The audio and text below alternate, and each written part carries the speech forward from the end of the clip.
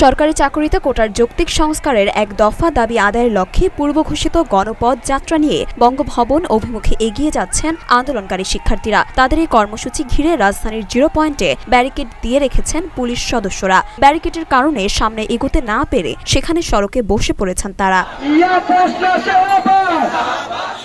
সরেজমিনে দেখা যায় 0 পয়েন্ট থেকে বঙ্গভবনে যাওয়ার পথে শত শত পুলিশ সদস্য ব্যারিকেড দিয়ে রাস্তার ওপর দাঁড়িয়ে আছেন। ফলে এই দিক দিয়ে যান চলাচল সম্পূর্ণ বন্ধ রয়েছে এবং কাউকেই ভেতরে প্রবেশ করতে দিচ্ছে না পুলিশ। এ অবস্থায় আন্দোলনকারীরা 0 পয়েন্টে সড়কের ওপর বসে পড়েছেন। সেখানে তারা বিভিন্ন স্লোগানও দিচ্ছেন।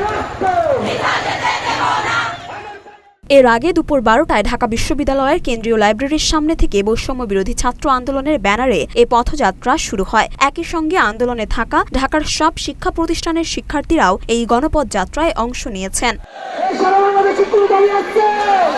প্রসঙ্গত গতকাল শনিবার সন্ধ্যা 6:30টায় ঢাকা বিশ্ববিদ্যালয়ের কেন্দ্রীয় লাইব্রেরির সামনে আয়োজিত সংবাদ সম্মেলনে গণভবন অভিমুখে গণপথ যাত্রার ঘোষণা দেন বৈষম্য বিরোধী ছাত্র আন্দোলনের নেতারা। তাছাড়া অন্যান্য জেলা থেকে জেলা প্রশাসক বরাবর স্মারকলিপি দেওয়ার ঘোষণা দেন তারা।